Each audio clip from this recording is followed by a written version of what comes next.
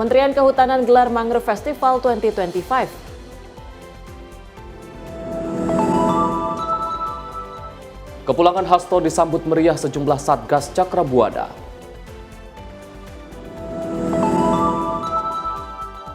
Prabowo tetapkan struktur DPP Gerindra 2025 hingga 2030. Pesawat latih milik Fasi jatuh di Ciampea, 1 orang tewas.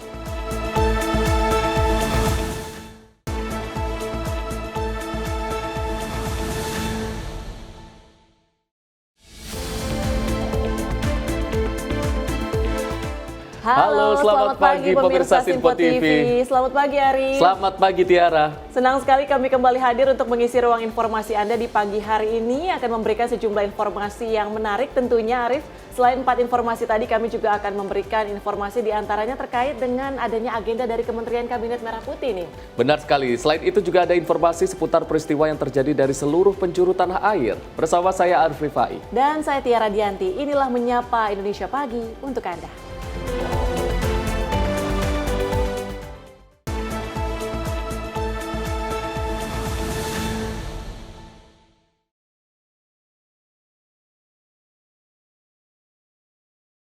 Kami awali dengan informasi di mana Festival Mangrove Nasional 2025 resmi dibuka oleh Kementerian Kehutanan Republik Indonesia di Taman Nasional Alas Purwo, Banyuwangi, Jawa Timur. Rangkaian kegiatan Mangrove Fest tersebut digelar sebagai momentum konsolidasi nasional dalam mendorong pemulihan pesisir secara nasional dan juga berkelanjutan, sekaligus memperingati Hari Mangrove Sedunia tahun 2025.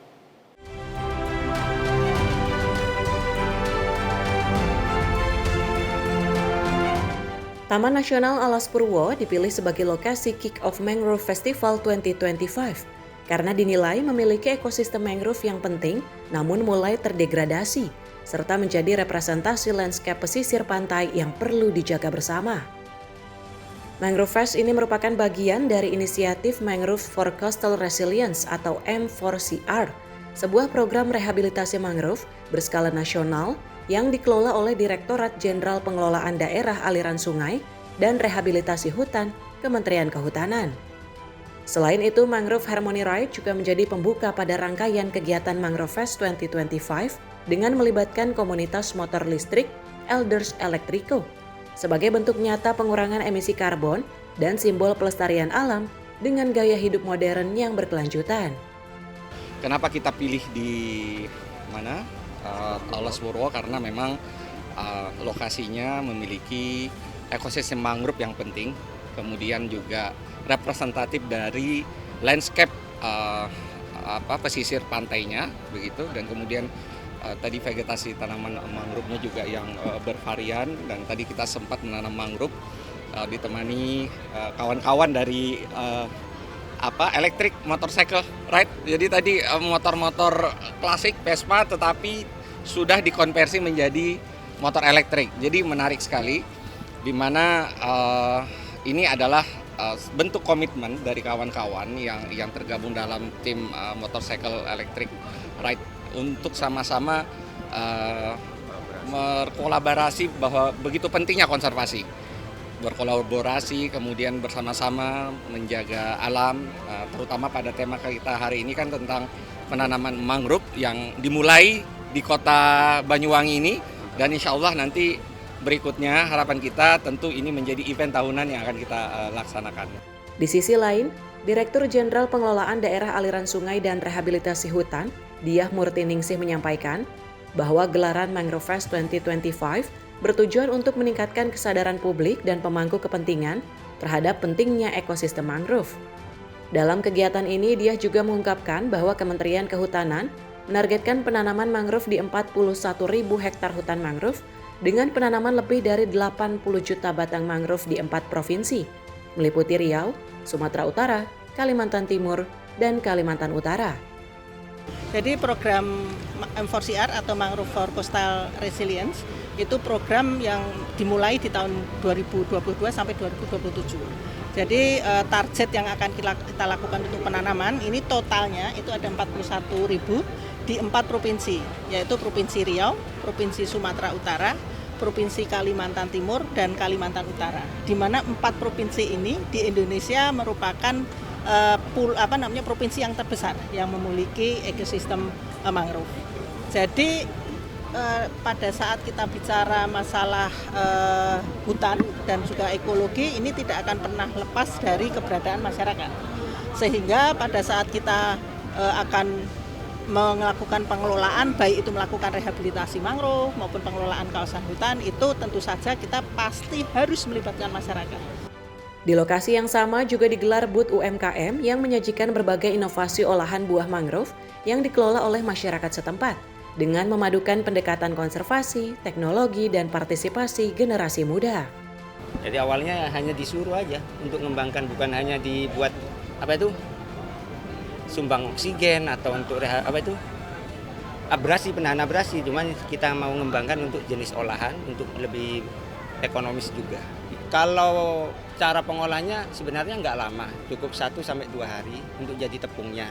Tapi kalau untuk jenis kopi langsung aja gitu, tinggal di sangrai kayak kopi-kopi umumnya. Tapi kalau untuk jadikan tepung kayak di tepung kan banyak manfaat nih, untuk dijadikan olahan banyaknya. Untuk jadikan kerupuk, jadikan roti, atau jadi yang lain juga, itu butuh waktu 2 hari, paling lama, paling cepat 1 harian. Festival Mangrove 2025 diharapkan dapat menjadi tombak penting dalam mewujudkan pesisir yang tangguh, kuat, dan berkelanjutan. Terlebih Indonesia kini memimpin proyek rehabilitasi mangrove terbesar di dunia yang didukung oleh World Bank. Tak hanya melakukan penanaman mangrove, dalam kesempatan ini pula Kementerian Kehutanan bersama masyarakat turut melepas 1000 tukik hasil penangkaran Taman Nasional Alas Purwo sebagai bentuk pelestarian alam. Dari Banyuwangi, Jawa Timur, Sri Dewi Andayani, Mutia, Sinpo TV melaporkan.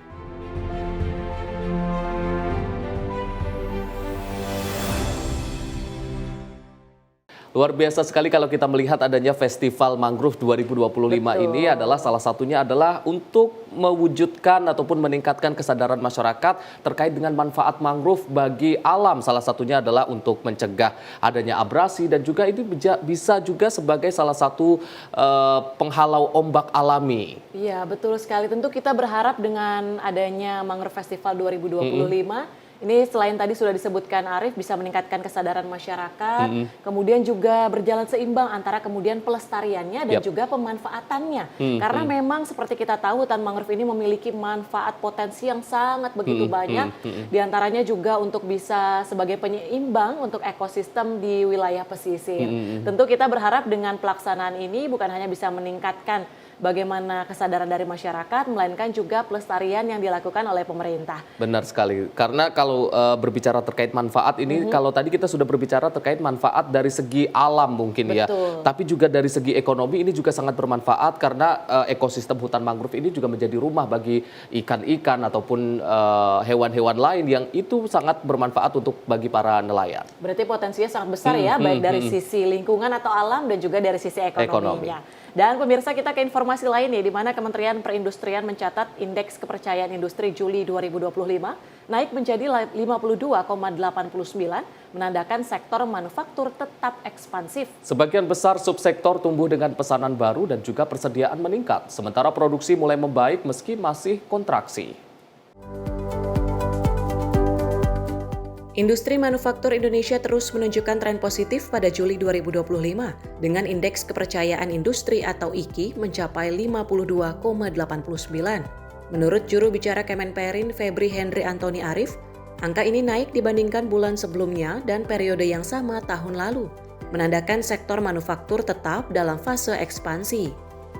Sebanyak 22 dari 23 subsektor industri pengolahan non-migas mencatatkan ekspansi, dengan subsektor industri alat angkut lainnya dan industri pengolahan tembakau mencatat nilai tertinggi. Hanya subsektor reparasi dan pemasangan mesin serta peralatan yang mengalami kontraksi. Selain itu dari sisi variabel pembentuk IKI, pesanan baru dan persediaan produk mengalami peningkatan, sementara produksi membaik meski masih di bawah angka ekspansi. Pada bulan Juli, kami mencatat berbagai peristiwa penting yang berkaitan dengan industri manufaktur Indonesia. Peristiwa pertama yang perlu dicatat adalah adanya liburan sekolah pada bulan Juli dan adanya kesepakatan dagang yang dihasilkan oleh Presiden Prabowo dengan Presiden Trump tentang kesepakatan dagang antara Indonesia dan Amerika. Dari sisi variabel pembentuk IKI, ya, ada 3 variabel pembentuk IKI: pesanan baru, persediaan produk, dan produksi. IKI variabel pesanan baru mengalami peningkatan 0,19 poin atau mencapai 54,40. IKI variabel persediaan produk juga mengalami peningkatan ekspansif sebesar 1,29 poin menjadi 54,99. IKI variabel produksi masih kontraksi namun mengalami peningkatan sebesar 2,35 poin atau mencapai 48,99. Ini artinya apa? Ya, ini kalau dibaca, demand produk manufaktur pada bulan Juli naik. Ya, stok banyak, tapi produksinya kontraksi. Itu artinya apa? Artinya industri manufaktur sedikit mengurangi produksinya dan menggunakan produk-produknya yang ada di gudang produksi dari bulan sebelumnya untuk memenuhi permintaan pasar, baik pasar domestik maupun pasar ekspor. Kinerja industri berorientasi ekspor dan domestik sama-sama kuat, mencerminkan ketahanan manufaktur di tengah dinamika global. Tim redaksi Sinpo TV melaporkan.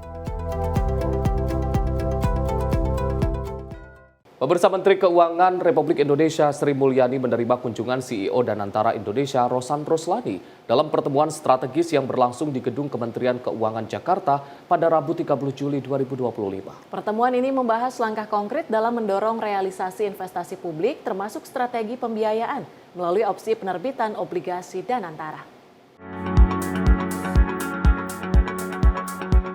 Kunjungan dari CEO Danantara Rosan Roslani ke Gedung Kementerian Keuangan untuk menemui Menteri Keuangan Sri Mulyani menunjukkan langkah konkret dalam mendorong realisasi investasi publik. Pembahasan difokuskan pada rencana 33 proyek strategis dengan 5 proyek prioritas yang berlokasi di beberapa kota. Proyek awal ini dipilih berdasarkan kesiapan dan potensi manfaat sosial ekonomi yang tinggi, agar setiap rupiah investasi dapat memberikan nilai tambah bagi pembangunan daerah dan nasional. Diskusi tersebut juga menyoroti pentingnya menjaga kesinambungan operasional proyek di daerah. Komunikasi yang transparan kepada pasar, publik, dan antar lembaga menjadi kunci untuk memperkuat koordinasi. Pertemuan ini mencerminkan komitmen bersama antara Kementerian Keuangan dan Danantara untuk menyusun rencana investasi yang lebih terarah, terukur, dan terkoordinasi. Harapannya, proyek-proyek ini tidak hanya menggerakkan perekonomian, tetapi juga membawa dampak nyata bagi kesejahteraan masyarakat. Tim redaksi Sinpo TV melaporkan. Kita beralih ke informasi peristiwa, pemirsa. Tak melihat kereta 2 arah yang melintas, seorang pria pedagang nasi uduk tertabrak kereta komuter lain di kawasan Taman Kota Kembangan, Jakarta Barat. Korban tewas di lokasi kejadian dengan mengalami luka berat di bagian kepala.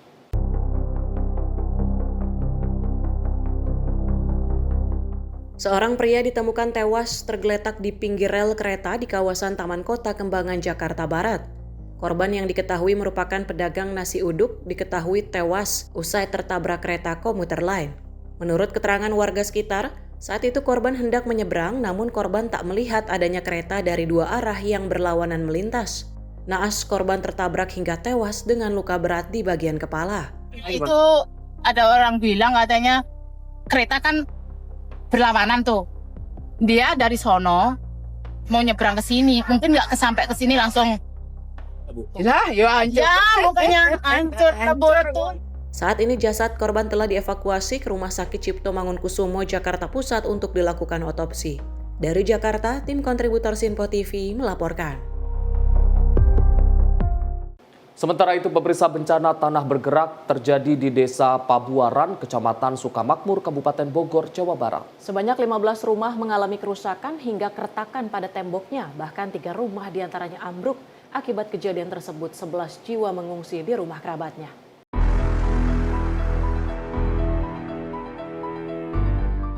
Bencana alam tanah bergerak memporak-porandakan belasan rumah warga. Sebanyak 15 rumah mengalami kerusakan, mulai dari keretakan dengan diameter bervariasi pada temboknya, hingga sejumlah keramik lantai rumah warga naik hingga bergeser. 3 rumah diantaranya mengalami rusak berat, bahkan 1 rumah ambruk hingga nyaris rata dengan tanah. Pergerakan tanah ini pun masih menghantui warga di Kampung Nanggerang, Desa Pabuaran, Kabupaten Bogor, Jawa Barat. Suara atap genteng akibat pergeseran tanah tersebut masih terdengar hingga saat ini. Menurut salah seorang warga, kejadian tersebut berlangsung cepat, bahkan 1 rumah pun secara tiba-tiba ambruk akibat bencana alam pergeseran tanah tersebut. Kalau untuk bantuan sembako mah alhamdulillah ada gitu. Kalau mengenai bantuan uang mah belum, untuk memperbaiki rumah belum gitu, masih proses kata seluruhnya. Rumah saya ini 2 rumah ini 18 kali 12. Bukan ambruk lagi, parah Pak. Udah kelihatan di krosek sama Bapak tuh. Ambruk. Bahkan ini sekarang masih nyusul nih, masih pada bunyi nih. Tolonglah segera di Bapak pemerintah setempat yang baik gitu, tolong segera dibantu gitu. Bencana alam tanah bergerak itu pun berdampak kepada 39 jiwa. 11 diantaranya terpaksa mengungsi akibat mengalami kerusakan yang cukup parah pada rumahnya. Memang kami sudah ke sana dan perkiraan atau taksiran kerusakan yang terancam itu terdampak sekitar 15 rumah. Jadi 12 rumah itu rusak ringan, 2 rumah rusak berat dan 1 rumah rusak sedang.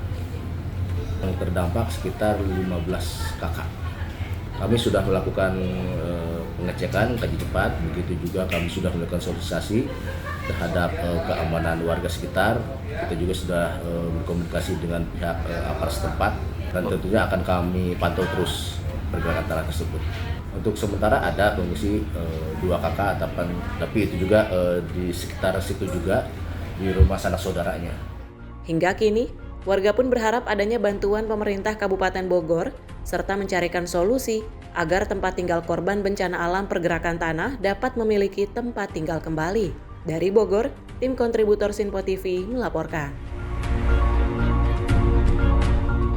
Seorang pria ditangkap kepolisian unit reskrim Polsek Cengkareng usai mencuri sepeda motor korban kecelakaan yang tengah mendapatkan perawatan medis di Puskesmas Cengkareng, Jakarta Barat. Pelaku yang mengaku kepada petugas security sebagai keluarga korban langsung tancap gas membawa kabur kendaraan korban.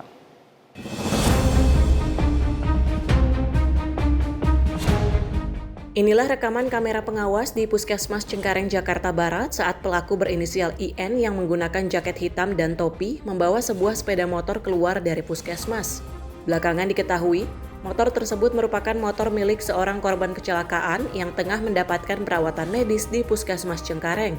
Mendapati laporan tersebut, unit reskrim Polsek Cengkareng bergerak cepat dan berhasil mengamankan pelaku di kawasan pintu air Cengkareng saat akan menjual motor curiannya. Kanit Reskrim Polsek Cengkareng AKP Parman Gulto menuturkan, saat itu pelaku memang menolong 2 orang korban, yakni seorang ayah dan anaknya yang terlibat kecelakaan.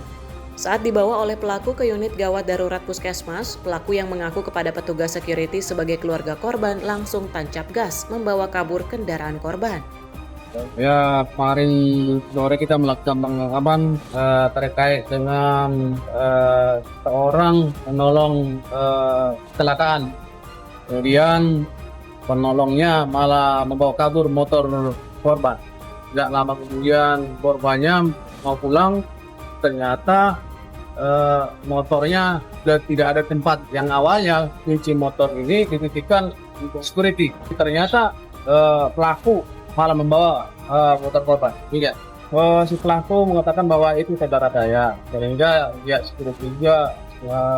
Iya Kak, setelah dari puskesmas itu dibawa ke daerah Kendalung ya, rencananya mau dijual. Pelaku kemarin tuh di pintu air, daerah pintu air. Kalau kita lihat dari modusnya ini baru kali ini, dia motifnya ekonomi.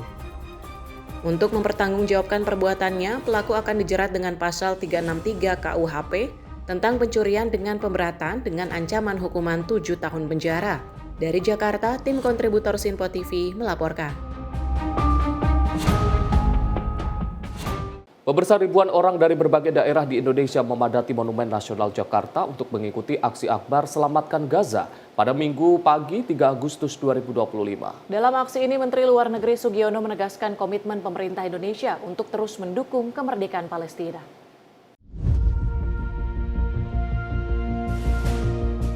Suara dukungan untuk Palestina bergema di lapangan Monas dari ribuan peserta yang mengikuti aksi akbar Selamatkan Gaza. Mereka hadir dengan poster, bendera Palestina, dan yel-yel penolakan terhadap genosida yang terjadi di Gaza. Menteri Luar Negeri Sugiono turut hadir langsung pada aksi ini.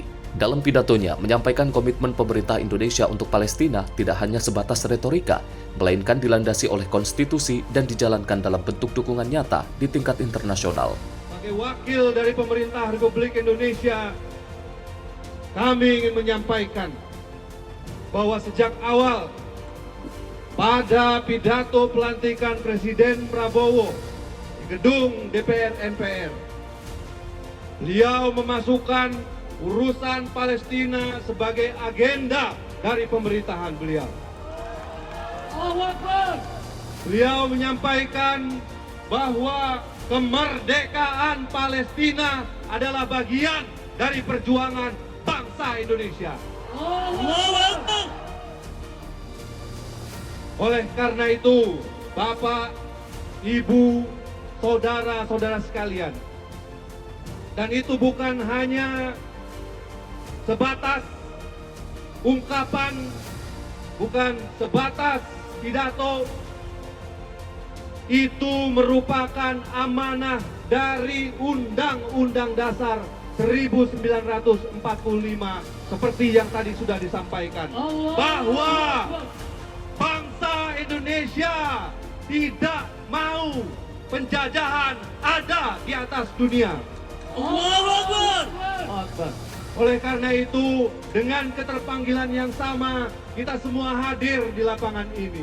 Dan izinkan kami menyampaikan kepada Bapak dan Ibu sekalian, pemerintah Indonesia konsisten menentang genosida. Pemerintah Indonesia menentang pelaparan yang dijadikan senjata. Pemerintah Indonesia menentang pemindahan masyarakat dan rakyat Palestina dari wilayah tanah airnya. Dan yang terpenting, pemerintah Republik Indonesia akan terus memperjuangkan kemerdekaan negara Palestina. Aksi di Monas menunjukkan tingginya solidaritas masyarakat Indonesia untuk rakyat Gaza. Pemerintah pun menegaskan bahwa dukungan untuk kemerdekaan Palestina adalah komitmen yang terus diperjuangkan, baik melalui diplomasi maupun bantuan kemanusiaan. Dari Jakarta, Tim Liputan Sinpo TV melaporkan. Presiden berikan amnesti dan abolisi untuk rekonsiliasi nasional. Informasi selengkapnya akan kami hadirkan usai jeda. Tetaplah bersama kami.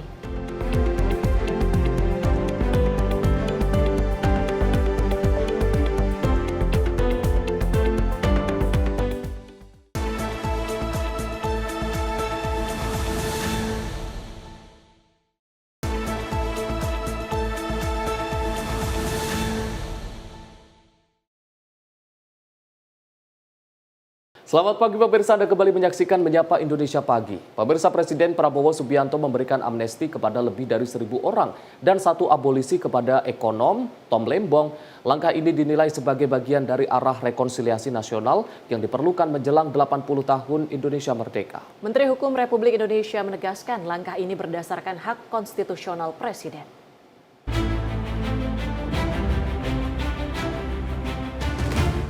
Menteri Hukum RI Supratman Andi Aktas menjelaskan bahwa Presiden Prabowo Subianto memberikan amnesti kepada 1.178 orang, serta 1 abolisi kepada Tom Lembong.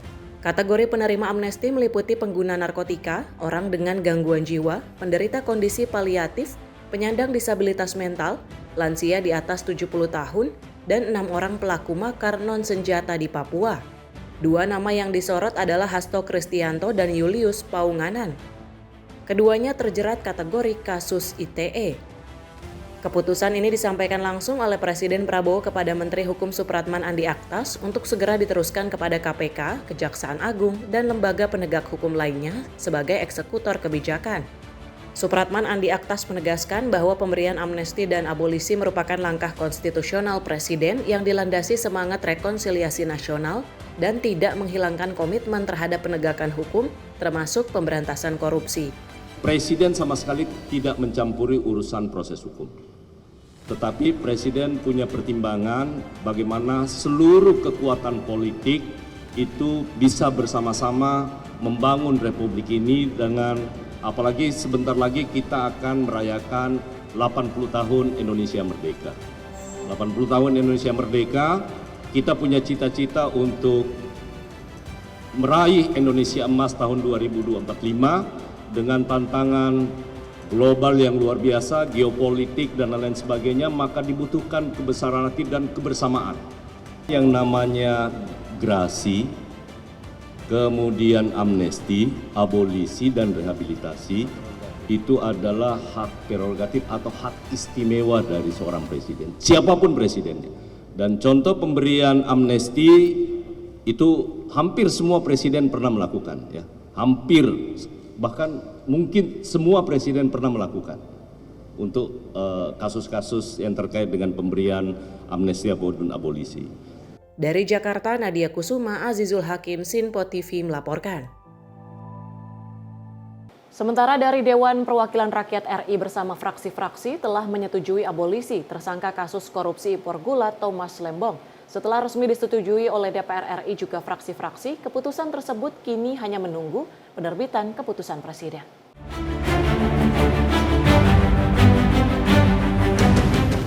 DPR RI menyetujui abolisi untuk Thomas Lembong yang menjadi tersangka kasus korupsi impor gula. Wakil Ketua DPR RI Dasko menyatakan, DPR RI telah menyetujui pertimbangan Surat Presiden nomor R43/Pres 07/2025 tanggal 30 Juli. Dasko mengatakan, persetujuan tersebut telah disepakati oleh seluruh fraksi-fraksi partai. Setelah persetujuan tersebut resmi disetujui DPR RI dan fraksi-fraksi, kini persetujuan tersebut tinggal menunggu penerbitan keputusan Presiden. Rapat konsultasi ini adalah dalam rangka membahas surat Presiden RI kepada DPR RI untuk meminta pertimbangan. Dan tadi kami telah mengadakan rapat konsultasi dan hasil rapat konsultasi tersebut DPR RI telah memberikan pertimbangan dan persetujuan terhadap Surat Presiden nomor R43/Pres 07/2025 tanggal 30 Juli 2025 tentang permintaan pertimbangan DPR RI atas pemberian gerasi atas nama saudara Tom Lembong. Abolisi terhadap Tom Lembong. Nomor Pres R43 Pres 07/2025 tanggal 30 Juli 2025 atas pertimbangan persetujuan DPR RI tentang pemberian abolisi terhadap saudara Tom Lembong. Dari Jakarta, Zuliandri Ahmad Amin, Tim Liputan Sinpo TV melaporkan.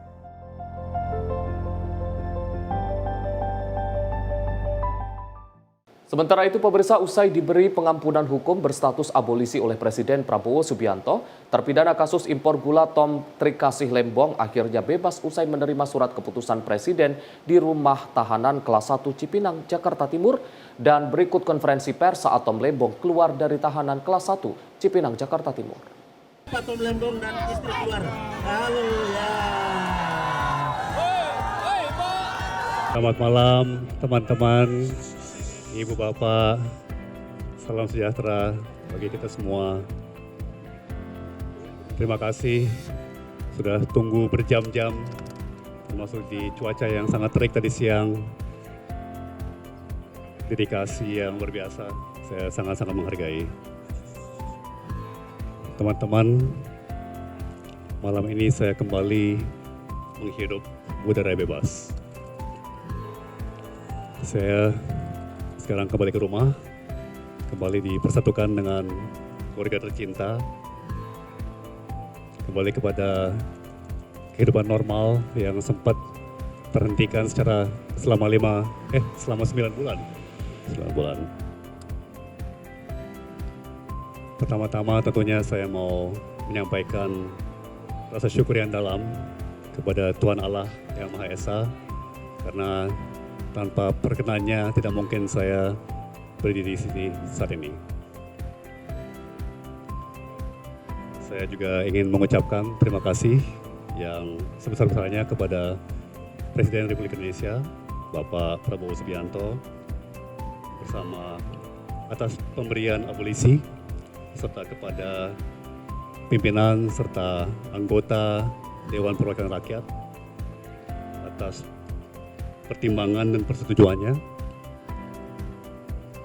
Keputusan ini bukan hanya membebaskan saya secara fisik, tetapi juga memulihkan nama baik saya dan kehormatan saya sebagai seorang warga negara. Untuk keluarga saya yang menjalani ujian ini dengan diam dan ketegaran yang tidak bisa saya gambarkan dengan kata-kata. Dan kepada ibu bapak sekalian semuanya, baik yang di tempat ini pada hari ini maupun dimanapun ibu bapak berada, ibu bapak luar biasa, sangat-sangat luar biasa. Saya sulit mencari kata-kata, sangat terharu, sangat tersentuh, sangat terinspirasi. Ibu bapak adalah teladan bagi saya. Saya bersyukur sekali. Alhamdulillah, bahagia untuk Tom, Siska, dan seluruh keluarga. Setelah 9 bulan, mereka dipisahkan secara paksa. Malam ini, mereka akhirnya bisa berkumpul kembali utuh sebagai keluarga. Dan itu kebahagiaan yang luar biasa bagi kita semua di sini. Biarkan Tom menikmati hari-hari pertama berkumpul kembali dengan keluarga sebagai acara kumpul bagi mereka. Jangan dulu diminta hadir di acara. Jangan dulu diminta hadir ke forum. Biarkan mereka menghabiskan waktu yang tak ternilai ini untuk memeluk, untuk ngobrol, untuk bisa bercanda bersama, kumpul kembali sebagai keluarga. Malam ini kita syukuri kebebasan Tom. Malam ini kita rayakan kebebasan Tom. Dan malam ini kita biarkan Tom dan Siska kembali berkumpul bersama keluarga. Terima kasih. Dari Wakil Ketua DPR RI Dasko mengungkapkan permohonan amnesti Presiden untuk Sekjen PDIP Hasto Kristianto telah disetujui. Dasko menyebut memberikan amnesti tersebut merupakan hasil konsultasi resmi antara pemerintah dan DPR RI.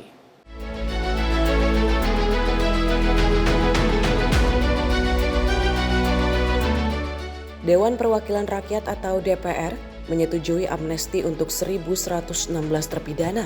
Salah satunya adalah untuk Sekretaris Jenderal Partai Demokrasi Indonesia Perjuangan atau PDIP, Hasto Kristianto.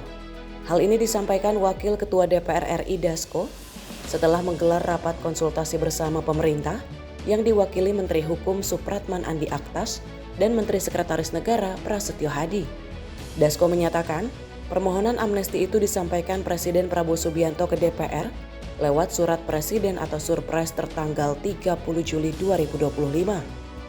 Rapat konsultasi ini adalah dalam rangka membahas surat Presiden RI kepada DPR RI untuk meminta pertimbangan pemberian persetujuan atas dan pertimbangan atas surat Presiden nomor 42/07/2025 tanggal 30 Juli 2025 tentang amnesti terhadap 1.116 orang yang telah terpidana diberikan amnesti, termasuk Saudara Hasto Kristianto. Demikian hasil rapat konsultasi antara pemerintah dan DPR RI pada malam hari ini atas permintaan pertimbangan dan persetujuan surat dari Presiden Republik Indonesia. Dari Jakarta, Seli Siregar, Ahmad Amin, Sinpo TV melaporkan.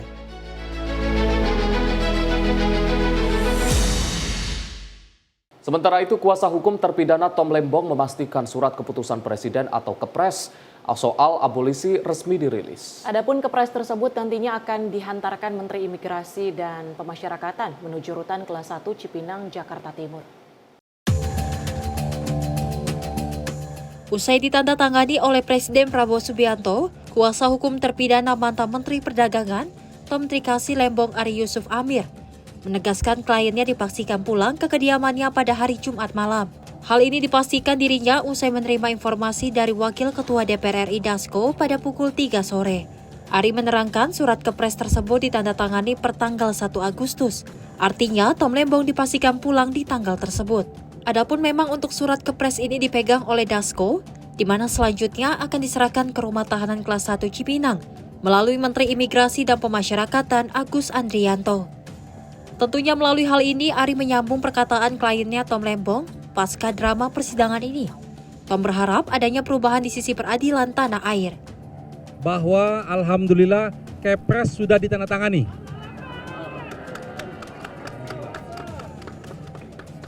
Tadi kami sudah mendapatkan telepon langsung dari Pak Dasko, Sumi Dasko. Beliau mengatakan Kepresnya beliau pegang, sudah ditandatangani, dan sekarang lagi koordinasi untuk segera menuju ke sini untuk dilakukan proses administrasi dan pelepasan. Karena Kepres ini tertanggal tanggal 1, maka secara hukum harus dikeluarkan juga tanggal 1 ini. Jadi hari ini juga. Jadi kita harapkan semoga proses administrasinya bisa tidak sulit, tidak panjang, dan insya Allah sore atau paling lambat malam ini insya Allah Pak Tom bisa keluar bersama-sama kita, bebas. Jadi mohon semua buat kawan-kawan kesabarannya, insya Allah Pak Tom sebentar lagi bisa nemuin kalian semua, insya Allah. Dari Jakarta, Max, juru kamera Rona Bayu, tim liputan Sinpo TV. Usai disetujui amnesti oleh DPR bersama pemerintah, Sekjen PDI Perjuangan Hasto Kristianto kini telah keluar dari rutan Komisi Pemberantasan Korupsi atau KPK. Tampak Hasto keluar dari rutan KPK mengenakan baju tahanan yang identik berwarna orange sekitar pada Jumat pagi.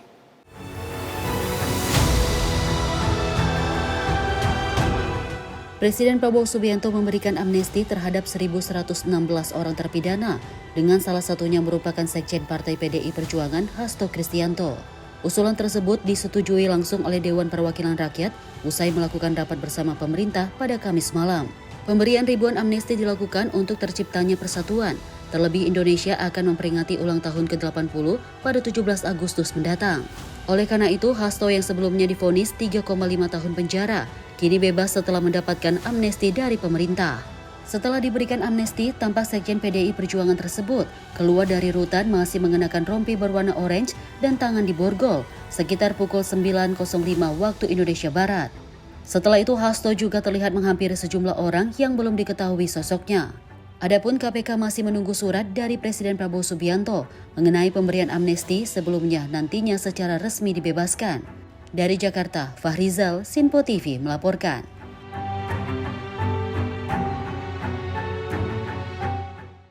Pemirsa, selepas resmi bebas dari rutan KPK pasca mendapat amnesti dari Presiden Prabowo Subianto, Sekretaris Jenderal PDI Perjuangan Hasto Kristianto langsung pulang ke kediamannya di Kota Bekasi, Jawa Barat. Kepulangan Hasto disambut meriah sejumlah Satgas Cakrabuana. Hasto juga menyatakan rasa syukurnya atas terpilihnya kembali Megawati sebagai Ketua Umum PDIP secara aklamasi. Usai bebas dari rutan KPK, Hasto Kristianto langsung menuju rumahnya di Komplek Taman Villa Kartini, Bekasi Timur, Kota Bekasi, Jawa Barat pada Sabtu dini hari. Kedatangannya disambut sukacita oleh relawan dan Satgas Cakrabuana yang berjaga di rumah tersebut. Hasto tiba bersama istri dan anaknya setelah sebelumnya dijemput oleh keluarga. Hasto pun juga merasa bersyukur terkait terpilihnya kembali Megawati sebagai Ketua Umum PDIP. Hasto juga menyebut proses hukum yang dialaminya adalah upaya mengganggu kelancaran Kongres Partai. Untuk posisi Sekretaris Jenderal, Hasto menyerahkan sepenuhnya kepada hak prerogatif Ketua Umum Megawati. Baik, terima kasih teman-teman. Ini maaf nih malam-malam, tadi langsung Saya bertemu dengan penasihat hukum, kemudian mengadakan pembahasan beberapa aspek dan sekaligus makan di Menteng sate Padang. Padang ini kan terang ya, sehingga maknanya seperti itu. Kami sangat bersyukur atas amnesti yang telah diberikan oleh Bapak Presiden Prabowo dan atas pertimbangan juga dari DPR, sehingga saya juga mengucapkan terima kasih kepada pimpinan DPR RI dengan seluruh fraksi-fraksi yang ada di DPR RI. Rencananya Hasto akan bergabung dalam Kongres PDIP di Bali pada Sabtu pagi. Namun sebelumnya ia akan berkoordinasi terlebih dahulu dengan Megawati untuk menyampaikan ucapan terima kasih pasca mendapat amnesti. Dari Bekasi, kontributor Sinpo TV melaporkan. Sekretaris Jenderal DPP PDI Perjuangan Hasto Kristianto resmi bebas dari tahanan usai mendapat amnesti dari Presiden Prabowo Subianto. Menanggapi hal ini, kader PDI Perjuangan Hardianto Kenneth menyampaikan apresiasi kepada Presiden Prabowo Subianto atas amnesti yang diberikan kepada Sekjen PDI Perjuangan. Sekjen DPP PDI Perjuangan Hasto Kristianto bebas setelah mendapatkan amnesti dari Presiden Prabowo Subianto. Kader PDIP yang juga anggota DPRD DKI Jakarta, Hardianto Kenneth menilai amnesti yang didapatkan Hasto adalah bukti bahwa kebenaran telah menemukan jalannya. Untuk itu Kenneth menyampaikan penghargaan setinggi-tingginya kepada Presiden Prabowo Subianto yang telah menggunakan hak prerogatifnya.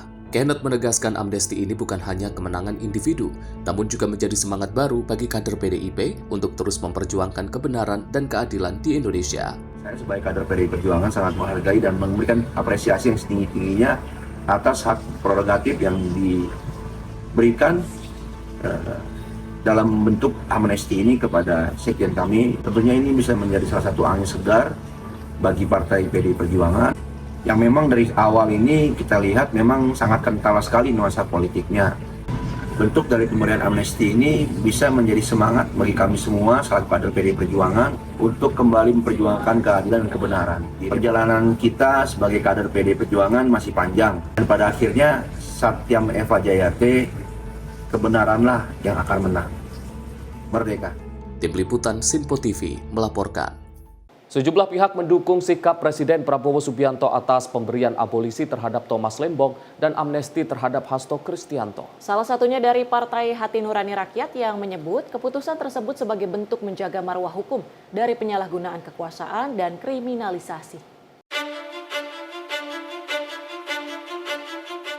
Keputusan Presiden Prabowo Subianto yang memberikan abolisi kepada mantan Menteri Perdagangan Thomas Trikasih Lembong dan amnesti kepada Sekjen PDI Perjuangan Hasto Kristianto mendapatkan dukungan penuh dari DPP Partai Hanura. Partai Hati Nurani Rakyat ikut bersuara atas keputusan Presiden Prabowo Subianto dalam memberikan hak konstitusionalnya berupa pemberian abolisi terhadap Thomas Lembong dan amnesti kepada Hasto Kristianto. Disampaikan melalui Sekretaris Jenderal Partai Hanura Benny Ramdhani di Jakarta, Sabtu siang. Hanura mengapresiasi atas keputusan tersebut karena hal itu mencerminkan sikap pemerintah dalam melakukan perbaikan penegakan hukum yang melindungi warga negara dari penyalahgunaan wewenang kekuasaan dan kriminalisasi. Partai Hanura pun menyatakan jika pemberian abolisi dan amnesti tersebut telah sesuai dengan proses yang konstitusional karena melewati persetujuan dari DPR selaku lembaga legislatif dan bukan merupakan bentuk intervensi kekuasaan sepihak. Ketua Umum Hanura, Usman Sabtaodang menegaskan jika bentuk dukungan partainya terhadap Presiden Prabowo Subianto selama ini tetap solid dan telah menunjukkan hasil yang positif terutama bagi penegakan hukum negara.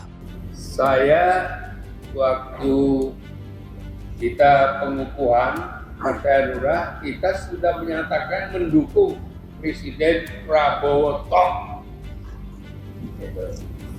Ya, jadi nggak ada yang kita dukung yang lain-lain. Jadi waktu kita pelantikan, pengukuhan, itu kita dukung. Nah ini dengan dukungan kita itu juga telah terlihat sesuatu bukti bahwa ada indikasi perbaikan tentang hukum yang membela rakyat kecil. Mendukung sepenuhnya keputusan Presiden Prabowo dalam menggunakan hak konstitusionalnya. Keputusan ini adalah sikap kenegarawanan seorang Presiden Prabowo Subianto sebagai bagian dari restorasi konstitusional untuk mengembalikan marwah hukum kepada tujuan sejatinya, yaitu untuk melindungi warga negara dari penyalahgunaan kekuasaan dan kriminalisasi politik. Meski berada di luar pemerintahan, Partai Hanura tetap memberikan dukungan politik secara kritis dengan memberikan masukan-masukan yang konstruktif terkait kebijakan yang berpihak pada rakyat. Dari Jakarta Selatan, kontributor Sinpo TV melaporkan. Sementara itu, Ketua MPR RI Ahmad Muzani menanggapi pembebasan abolisi terhadap terpidana Tom Lembong dan amnesti bagi Hasto Kristianto oleh Presiden Prabowo Subianto. Menurutnya hal tersebut merupakan bagian dari pertimbangan matang Presiden yang dijamin undang-undang. Usai bebasnya terpidana mantan Menteri Perdagangan Tom Trikasih Lembong dan terpidana Sekretaris Jenderal PDI Perjuangan Hasto Kristianto, Ketua MPR RI Ahmad Muzani mengungkapkan hal tersebut sudah melalui pertimbangan dari Presiden Prabowo. Menurutnya, pemberian abolisi dan amnesti bagi kedua tokoh tersebut hasil dari pertimbangan yang matang oleh Prabowo Subianto sebagai pemegang hak prerogatif. Dirinya memastikan kebijakan ini dilakukan sebagai upaya pemersatuan bangsa antar pihak di tanah air. Ya, itu adalah hak prerogatif Presiden, seperti yang dijamin oleh Undang-Undang Dasar 1945 sebagai kepala negara. Dan saya kira Presiden telah melalui pertimbangan yang matang tentang hal itu, dan ini saya kira kita sambut baik sebagai bagian dari upaya untuk meneguhkan persatuan, kebersamaan, dan kegotong royongan kita.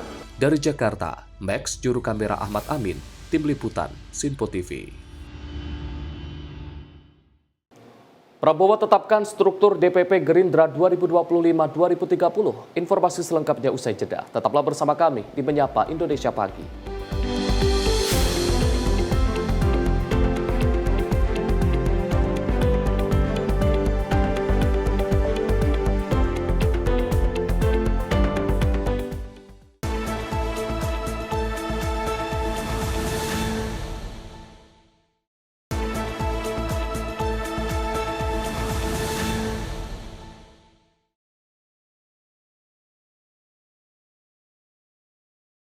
Terima kasih pemirsa, Anda kembali menyaksikan Menyapa Indonesia Pagi. Pemirsa, Prabowo Subianto resmi tetapkan struktur kepengurusan DPP Gerindra 2025 hingga 2030 dengan dirinya sebagai Ketua Umum dan Dewan Pembina. Penetapan ini dilakukan di kediaman Prabowo di Padepokan Garuda Yaksa, Hambalang, Bogor, Jawa Barat.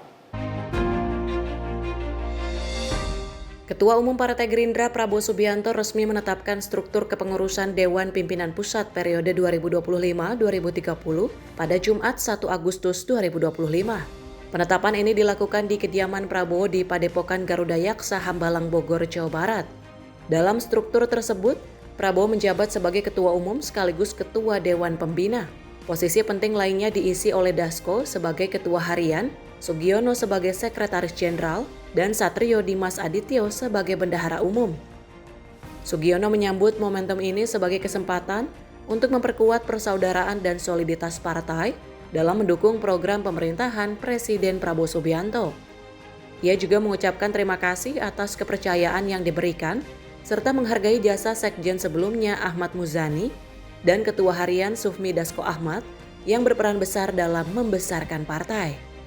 Pada kesempatan ini saya juga ingin menyampaikan bahwa Partai Gerakan Indonesia Raya mengucapkan terima kasih dan penghargaan yang sebesar-besarnya kepada Sekretaris Jenderal Partai Gerindra periode 2008-2025 Bapak Haji Ahmad Muzani yang telah dengan penuh dedikasi, dengan penuh tanggung jawab,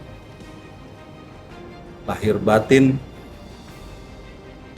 mendirikan, memelihara dan membesarkan Partai Gerindra serta mengantar Pak Prabowo Subianto sebagai Presiden Republik Indonesia.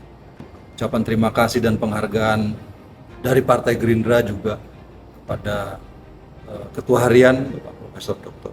Sufmi Dasko Ahmad yang bersama-sama sejak awal berdirinya partai ini mendirikan, membesarkan, dan membawa Partai Gerindra sampai pada keadaannya pada hari ini. Tim redaksi Sinpo TV melaporkan.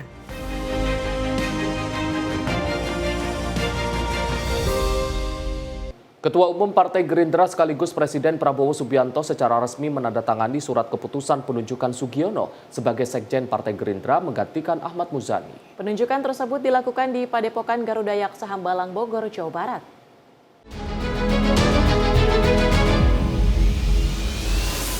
Ketua Umum Partai Gerindra sekaligus Presiden Prabowo Subianto secara resmi menunjukkan Sugiono menjadi Sekretaris Jenderal Partai Gerindra menggantikan Ahmad Muzani.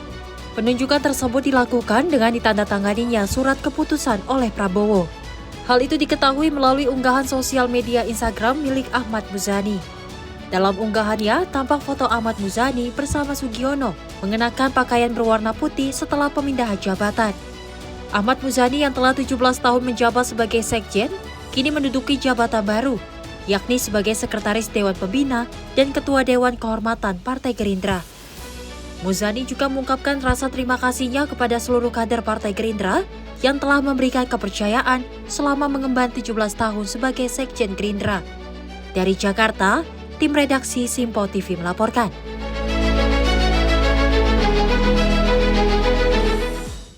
Ketua MPR RI Ahmad Muzani menanggapi pengibaran bendera animasi One Piece di tengah masyarakat menjelang Hari Kemerdekaan Indonesia mendatang. Dirinya memastikan aksi tersebut merupakan bagian dari ekspresi kreativitas kalangan masyarakat luas menyambut bulan kemerdekaan ini.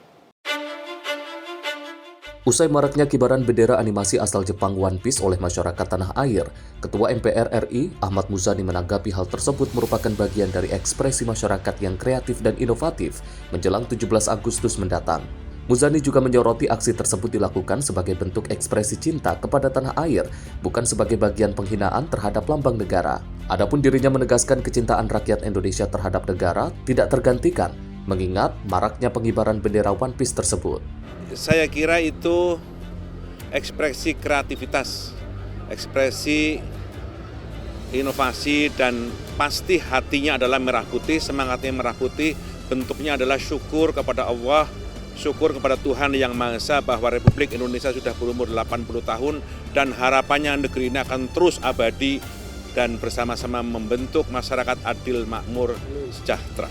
Saya kira kecintaan rakyat Indonesia kepada merah putih tidak akan tertukar dengan apapun. Saya meyakini itu. Dari Jakarta, Max, juru kamera Ahmad Amin, tim liputan Simpo TV.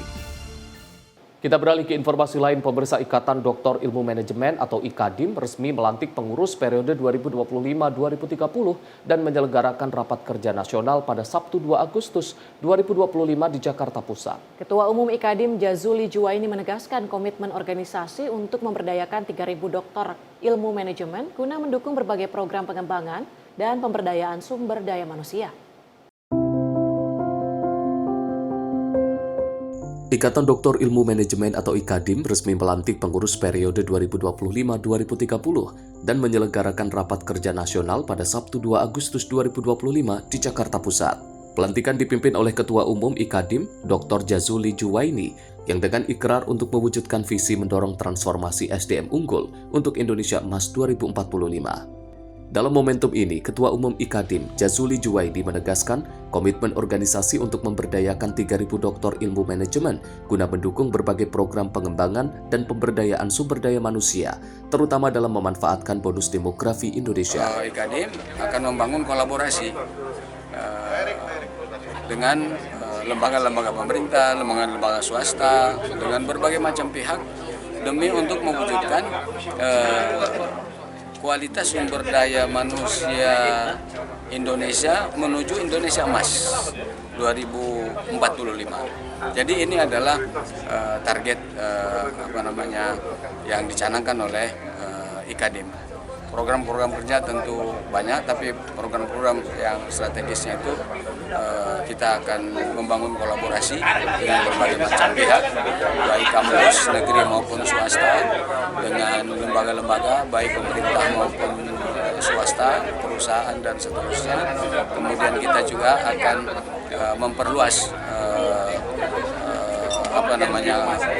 pengurusan sehingga nanti kita canangkan ada 3 cabang yang akan kita buka di DKI Jakarta, kemudian di Jawa Barat dan juga di Jawa Timur. Rakernas IKADIM 2025-2030 menegaskan beberapa langkah konkret dalam mendukung agenda penguatan SDM nasional. Dengan kekuatan ini, IKADIM siap berkolaborasi mendampingi pemerintah, BUMN, industri, dan sektor UMKM agar bonus demografi benar-benar menjadi modal kemajuan bangsa. Dari Jakarta, kontributor Sinpo TV melaporkan. Wakil Menteri Pemuda dan Olahraga Taufik Hidayat menggelar makan malam bersama para anggota Indonesia Olympians Association di kediaman tokoh olahraga Agung Gumelar di Jakarta Selatan. Acara ini menjadi momen silaturahmi sekaligus ajang apresiasi atas peran para Olimpian yang terus memberikan sumbangan bagi majunya dunia olahraga tanah air.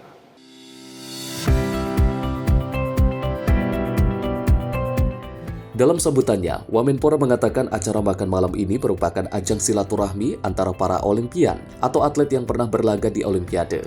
Dirinya juga mengucapkan terima kasih atas kerjasama para Olimpian dalam menggelar event fun match OPPO x IOA Make Your Moment dari bulu tangkis untuk semua pada 22 Juli lalu.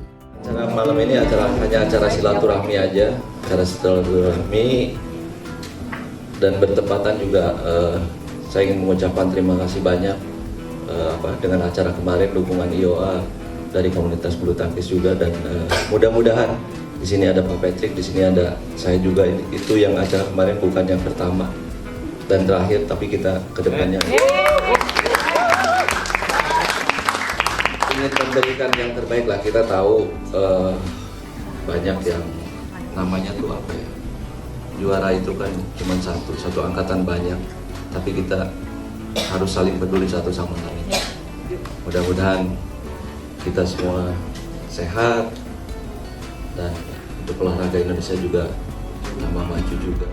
Sementara itu, tokoh olahraga Agung Gumelar yang juga mertua Wamenpora mengaku senang bisa kembali bertemu para pahlawan olahraga Indonesia yang kini tergabung di IOA. Mantan Ketua Umum Komite Olahraga Nasional Indonesia Pusat periode 2003 sampai 2007 ini berharap meski telah purna bakti, para Olimpian dapat terus memberikan sumbangsih bagi dunia olahraga tanah air. Tim redaksi Sinpo TV melaporkan. Sementara itu, pemirsa, Wakil Menteri Komunikasi dan Digital Nezar Patria menegaskan bahwa disiplin verifikasi adalah pembeda utama antara jurnalisme profesional dan konten media sosial. Di tengah maraknya disinformasi, Nezar meminta masyarakat menjaga eksistensi media profesional berbasis jurnalisme berkualitas. Hal tersebut ia sampaikan dalam sambutannya pada acara Radar Surabaya Award 2025 di Fasa Hotel Surabaya pada Kamis 31 Juli 2025. Menurutnya, jurnalis profesional akan selalu mencetak fakta dan mengonfirmasi ke sumber resmi sebelum menyebarkan informasi. Media arus utama memiliki mekanisme koreksi dan tanggung jawab etik yang dijamin undang-undang. Hal ini berbeda dengan pengguna media sosial yang tidak terikat kewajiban verifikasi. Jika media arus utama menyebarkan informasi yang kurang tepat, Undang-Undang Pers telah mengatur mekanisme koreksi sehingga masyarakat dapat memperoleh informasi yang benar. Oleh karena itu, Nezar Patria menekankan pentingnya menjaga eksistensi media profesional berbasis jurnalisme berkualitas agar masyarakat tidak terombang-ambing dalam arus informasi yang simpang siur. Bagaimana media bisa bertahan di tengah gempuran ini? Di Kementerian Komunikasi, kami memberikan perhatian yang khusus untuk sustainability media. Pemerintah mengeluarkan satu perpres yang kita sebut dengan publisher right untuk menjamin hak-hak publisher berhadapan dengan platform media sosial, terutama tanggung jawab untuk sama-sama mengusung jurnalisme berkualitas. Sudah berjalan, ya. Lalu juga kita bersama dengan platform media sosial mendorong adanya kolaborasi yang baik antara publisher dengan media. Jadi Bapak Ibu sekalian, kebutuhan orang tentang informasi yang sehat, yang berkualitas itu masih tinggi. Orang masih butuh pegangan, orang masih butuh satu kepercayaan, ya, yang bisa dipegang dari informasi-informasi yang didapat. Dan disitulah saya kira peran good journalism. Tim redaksi Sinpo TV melaporkan. Pemirsa, Gubernur DKI Jakarta Pramono Anung menginstruksikan jajarannya untuk melakukan penataan kawasan Sungai Ciliwung di Kanal Banjir Barat agar bisa dioptimalkan sebagai ruang publik. Hal ini disampaikan Pramono usai melakukan susur Sungai Ciliwung di Kanal Banjir Barat sepanjang kurang lebih 3 km, mulai dari pintu air Manggarai hingga stasiun BNI City pada 31 Juli 2025.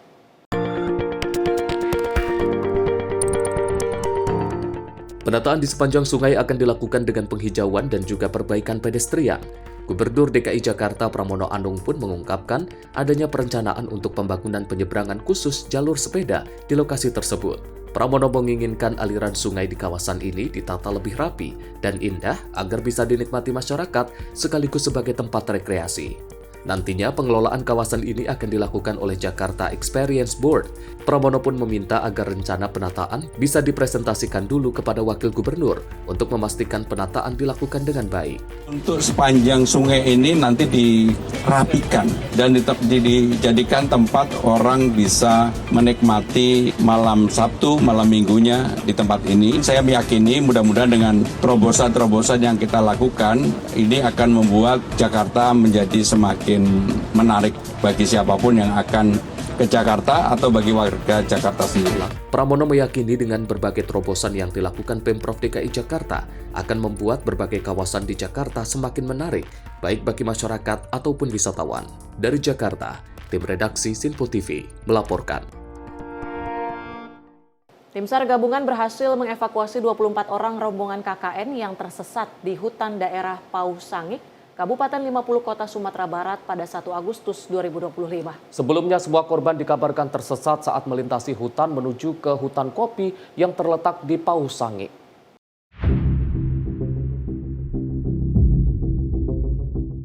Rombongan tersebut terdiri dari wali nagari, perangkat nagari, pemuda setempat, dan mahasiswa KKN dari Universitas Andalas. Sebelumnya, sebuah korban dikabarkan tersesat pada saat melintasi hutan menuju ke hutan kopi yang terletak di Pausangik. Kemudian pada pukul 18.00 waktu Indonesia Barat, GPS mereka mati dan sempat beberapa kali kehilangan arah. Dikarenakan rombongan tidak kunjung kembali, pihak pemerintah setempat dan bersama warga segera melakukan pencarian. Namun hingga pukul 22.00 waktu Indonesia Barat, rombongan belum ditemukan. Oleh karenanya pemerintah Pausangik menghubungi kantor pencarian dan pertolongan Padang untuk permintaan pencarian dan evakuasi. Merespon laporan tersebut, Kepala Kantor SAR Padang Abdul Malik memberangkatkan tim rescue dari Pos SAR 50 Kota menuju lokasi kejadian pada Kamis 31 Juli 2025 pukul 22.15 waktu Indonesia Barat.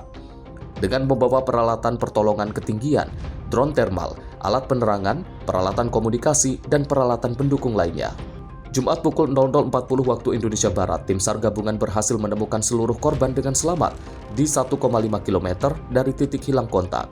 Selanjutnya korban dibawa ke kantor wali nagari Pausangik untuk mendapatkan perawatan lebih lanjut. Tim redaksi Sinpo TV melaporkan. Sementara itu, pemirsa, seorang nelayan yang sebelumnya dilaporkan hilang kontak di sekitar Pulau Panjang, Kepulauan Mentawai, akhirnya berhasil ditemukan pada 2 Agustus 2025. Nelayan bernama Jana Saugo, 61 tahun, ditemukan dalam keadaan selamat oleh tim rescue kantor SAR Mentawai.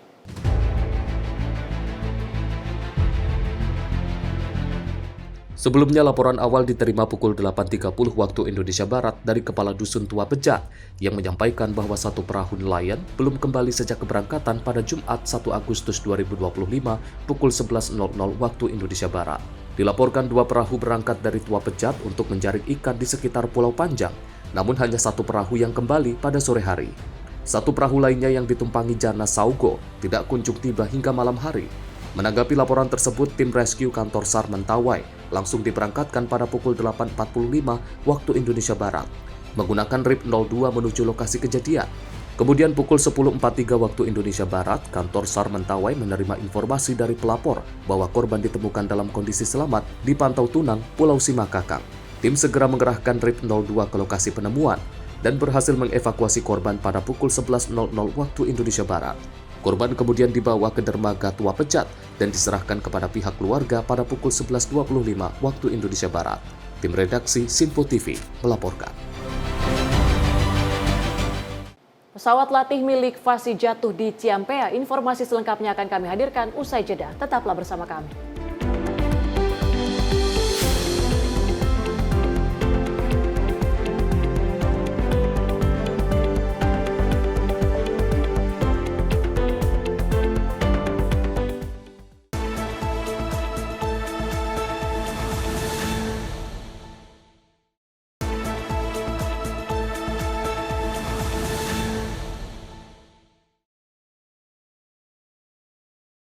Pemirsa, Anda kembali menyaksikan Menyapa Indonesia Pagi. Pesawat latih milik Federasi Aerosport Seluruh Indonesia atau FASI jatuh di kawasan Ciampea, Bogor pada Minggu pagi. Peristiwa ini mengakibatkan 1 orang tewas usai setibanya di rumah sakit terdekat. Ex-Kepala Dinas Penerangan Angkatan Udara Marsikal Pertama Fajar Adrianto meninggal dunia usai tiba di rumah sakit terdekat pasca evakuasi yang dilakukan dari titik lokasi jatuh pesawat. Pesawat latih tersebut jatuh usai berangkat melalui lapangan terbang Pondok Cabe, Tangerang Selatan. Namun naas, pesawat tersebut jatuh di area tempat pemakaman umum Astana, Desa Benteng, Kecamatan Ciampea, Kabupaten Bogor, Jawa Barat. Pesawat yang dikemudikan ex-Kadis Pen AU tersebut hilang kontak usai 11 menit lepas landas dari landasan udara Atang Senjaya pukul 9:08 waktu Indonesia Barat. Pihak TNI Angkatan Udara memastikan penerbangan ini telah mengantongi surat izin terbang dengan nomor SIT 1484-8 Romawi-2025 yang terbit melalui Lanut Atang Senjaya. Penerbangan pesawat latih sipil Microlight Fixed Wing Quicksilver GT500 ini dilakukan dalam rangka misi latihan profisiensi penerbangan olahraga Dirgantara sebagai bagian dari pelatihan dan pemeliharaan ke Mampun. Adapun usai pesawat tersebut jatuh, kedua awak yakni Marsma TNI Fajar Adrianto dan 1 kopilot lainnya dilarikan ke Rumah Sakit Angkatan Udara Dr. M. Hasantoto. Namun sang perwira tinggi dinyatakan meninggal dunia. Dari Jakarta, tim redaksi Sinpo TV melaporkan. Kami keluarga besar Sinpo TV mengucapkan duka cita yang mendalam turut berbelasungkawa atas kejadian yang menimpa pesawat latih hingga menyebabkan 1 orang meninggal dunia. Kita berharap kejadian serupa tidak akan terjadi lagi. Betul sekali. Dan Arif dan juga pemirsa, kita akan beralih ke informasi lainnya, di mana pemerintah menetapkan 18 Agustus 2025 sebagai Hari Libur Nasional tambahan. Libur ini dimaksudkan untuk mendukung perayaan HUT ke-80 Republik Indonesia yang mendorong kreativitas dan juga semangat masyarakat.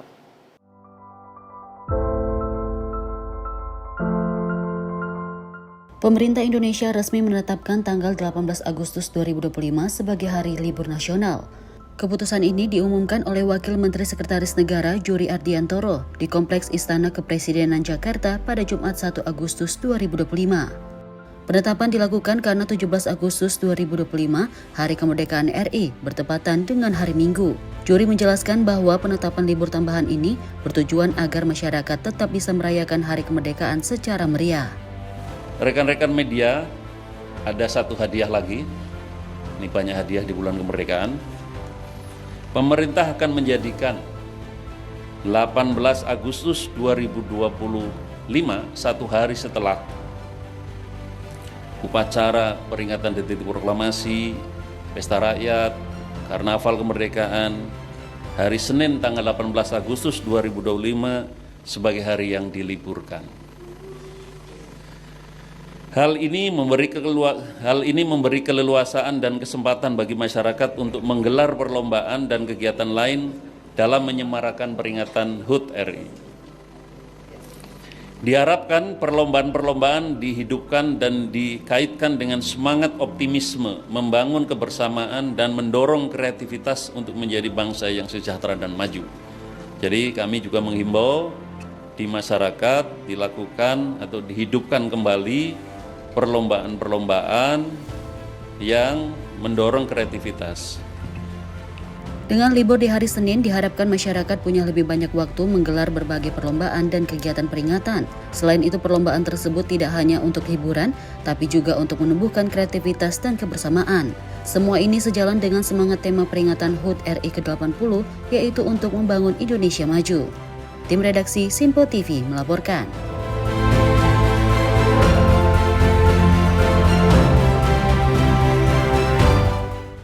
Presiden Prabowo Subianto memberikan diskon belanja dan juga tarif angkutan umum untuk perayaan HUT ke-80 Republik Indonesia. Selain itu, pemerintah juga akan mengadakan lomba lari sepekan setelah 17 Agustus.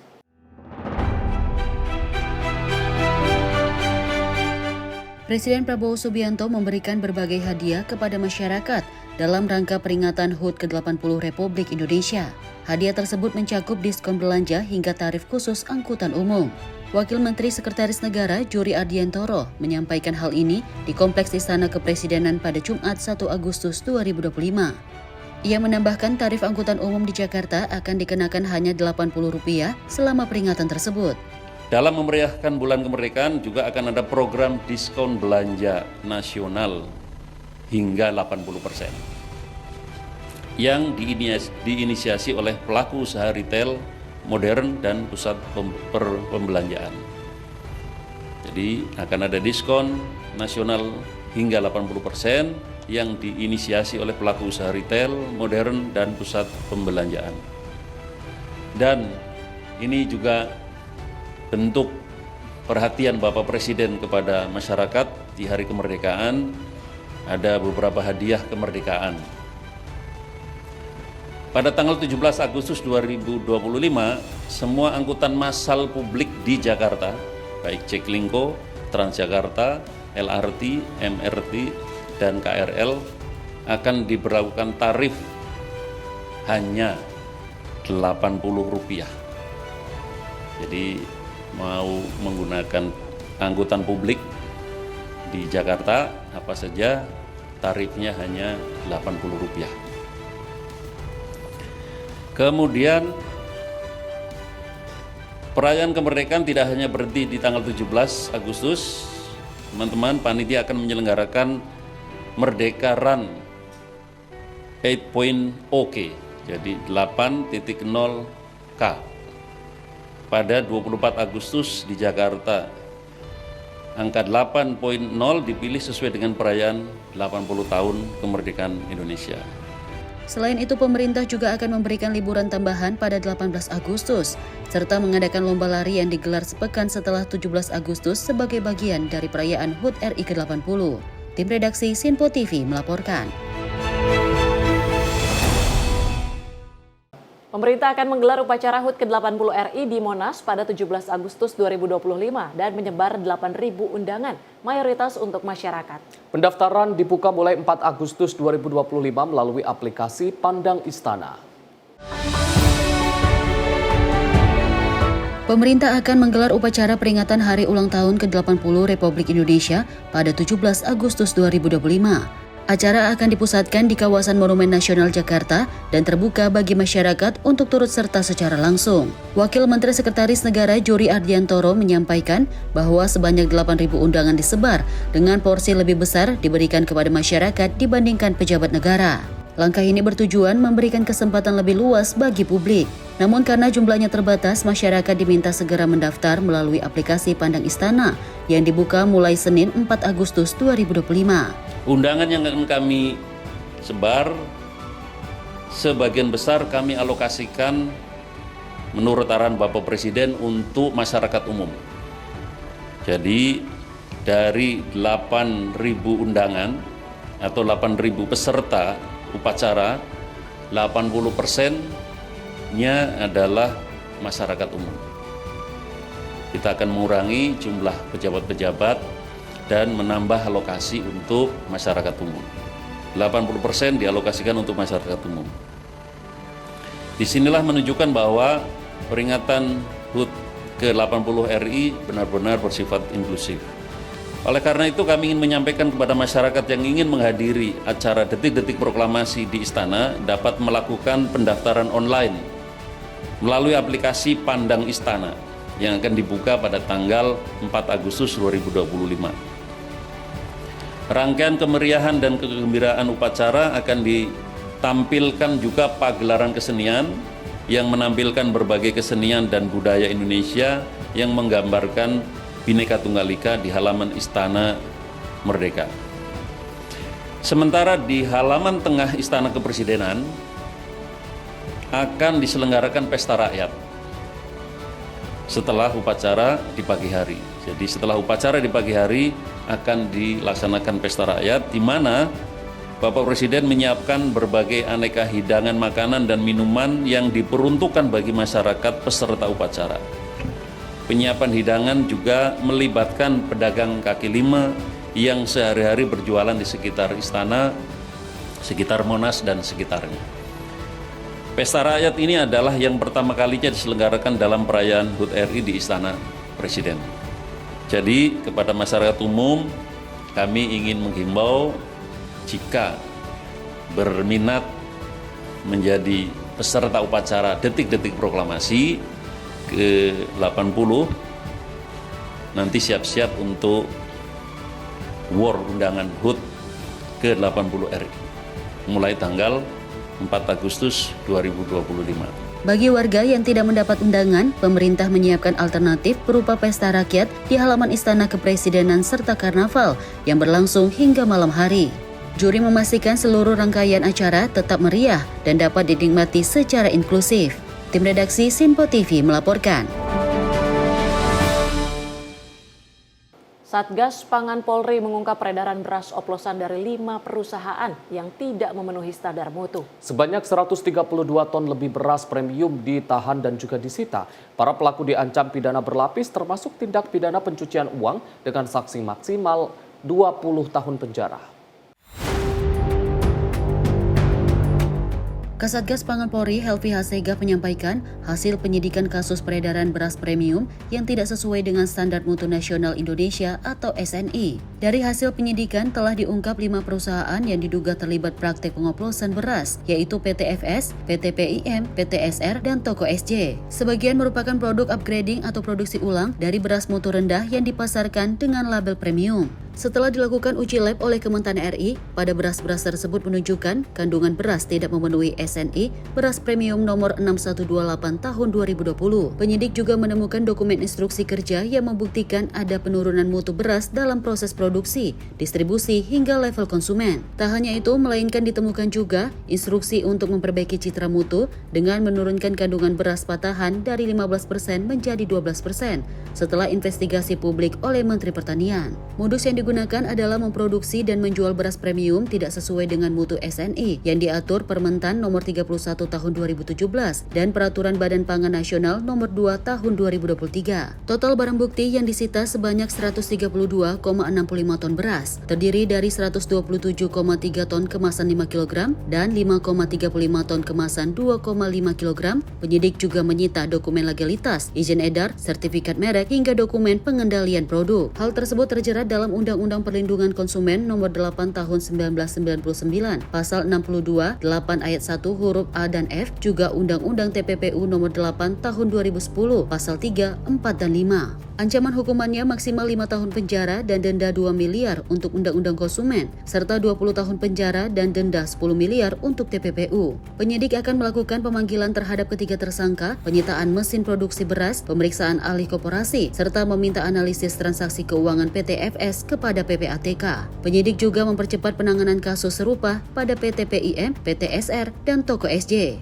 Hasil penyelidikan ditemukan 5 merek beras premium, yaitu Sentra Ramos Merah, Sentra Ramos Biru, beras Sentra Pulen, Sania, dan Jelita.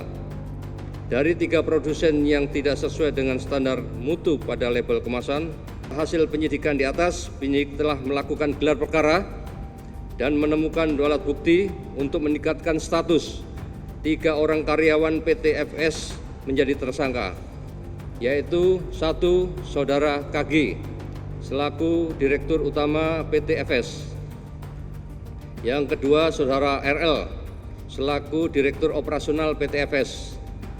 Yang ketiga, Saudara RP selaku Kepala Seksi Quality Control PT FS. Satgas Pangan Polri mengimbau para pelaku untuk kooperatif selama penyidikan berlangsung dan masyarakat diminta lebih teliti memilih beras dengan memastikan label, standar SNI, dan berat bersih yang jelas. Dari Jakarta, Nadia Kusuma, Azizul Hakim, Simpo TV melaporkan.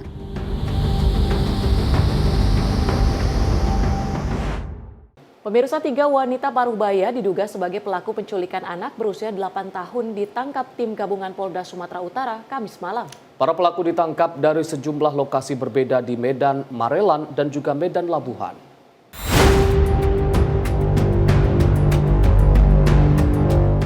Ketiga pelaku yang berhasil diamankan masing-masing Firda Hirnawati, Julia Hasibuan, dan Nur Hayati. Para pelaku ditangkap dari sejumlah lokasi berbeda di Medan Marelan dan Medan Labuhan. Dari penangkapan ketiganya, petugas berhasil menemukan korban yang masih menggunakan seragam sekolah dalam kondisi sehat dari dalam rumah tersebut. Kapolres Pelabuhan Belawan, AKBP Wahyudi Rahmat, Jumat sore mengatakan korban diculik di sekolahnya dengan modus menjemput korban usai pulang sekolah. Mendapat informasi ada penculikan anak, pihaknya langsung bergerak cepat usai menerima laporan dari orang tua korban. Tim gabungan dari Polda Sumut, Polres Pelabuhan Belawan, dan Polsek Labuhan langsung melakukan identifikasi CCTV di sekitar lokasi korban dibawa para pelaku. Tak lebih dari 24 jam para pelaku berhasil diringkus dari kediaman masing-masing di dua lokasi berbeda di Medan Marelan dan Medan Labuhan. Kepada petugas, salah seorang pelaku mengatakan nekat melakukan aksi penculikan dan meminta uang tebusan kepada orang tua korban sebesar 50 juta rupiah karena terlilit hutang. Menjemput korban, kemudian dibawa menggunakan mobil ras warna putih, kemudian diduga pelaku tersebut mendatangi rumah pelapor dan memberikan 2 lembar surat yang bertuliskan mohon kerjasamanya jika anak kalian ingin selamat 50 juta rupiah. Saat ini ketiga pelaku masih menjalani pemeriksaan lebih mendalam di Polres Pelabuhan Belawan tentang peran dan bagian dalam aksi tersebut. Dari Medan, Sumatera Utara, kontributor Simpo TV melaporkan. Kita beralih ke informasi lain. Pemirsa, Menteri Pemuda dan Olahraga Dito Aryo Tejo meninjau langsung sirkuit Mandalika di Kuta, Lombok Tengah, Nusa Tenggara Barat pada Sabtu 2 Agustus 2025. Peninjauan dilakukan untuk memastikan kesiapan ajang MotoGP Indonesia 2025 yang akan digelar pada bulan Oktober mendatang.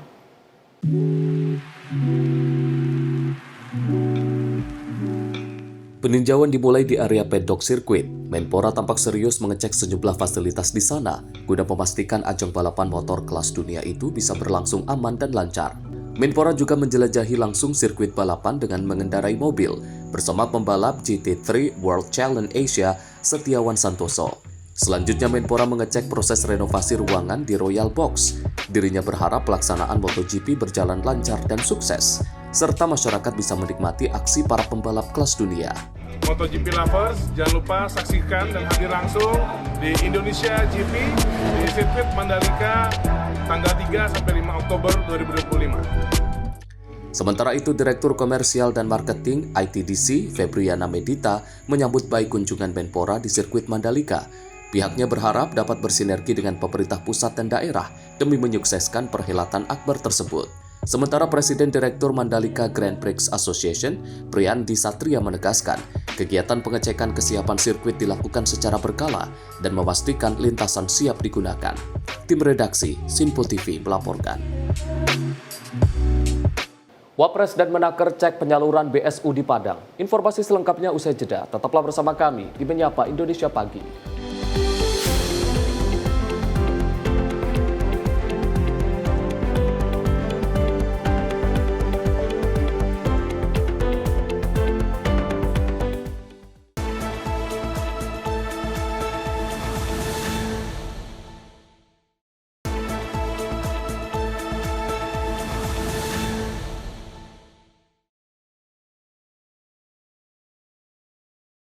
Terima kasih pemirsa, Anda masih menyaksikan Menyapa Indonesia Pagi. Pemirsa, Wakil Presiden Gibran Rakabuming Raka bersama Menteri Ketenagakerjaan meninjau secara langsung proses penyaluran bantuan subsidi upah kepada para pekerja di kantor pos cabang utama Padang, Sumatera Barat pada Rabu 30 Juli 2025. Gibran meminta dana BSU yang telah dikucurkan oleh pemerintah digunakan secara bijaksana untuk keperluan yang penting. Wakil Presiden RI Gibran Rakabuming Raka bersama Menteri Ketenagakerjaan Yassi Erli meninjau secara langsung proses penyaluran bantuan subsidi upah atau BSU di Padang, Sumatera Barat. Dalam kunjungan tersebut, keduanya menyapa para penerima manfaat, berdialog langsung, serta memantau proses pencairan BSU di loket layanan. Gibran juga menyaksikan secara simbolis penyerahan BSU oleh Menaker kepada perwakilan pekerja. Selain itu, Wapres juga mengingatkan agar bantuan dimanfaatkan secara bijak dan tidak disalahgunakan untuk hal negatif. Gibran bahkan menyebut penerima BSU yang ketahuan menggunakan uang bantuannya untuk judol, maka akan dicabut dari daftar penerima. Saya mohon nanti realisasinya bisa 100%. Mungkin ini karena sudah memasuki bulan akhir, nanti mungkin challenge-nya ada di itu tadi ya Pak, ya di area-area remote, area-area yang terpencil.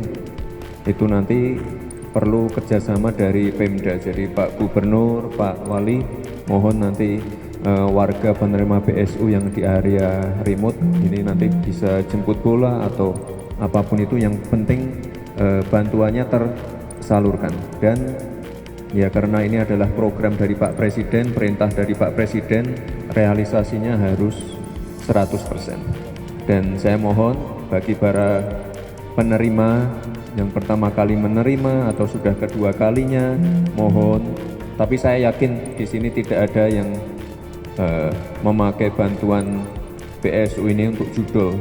Kalau ketahuan judol, itu nanti bantuannya akan dicabut.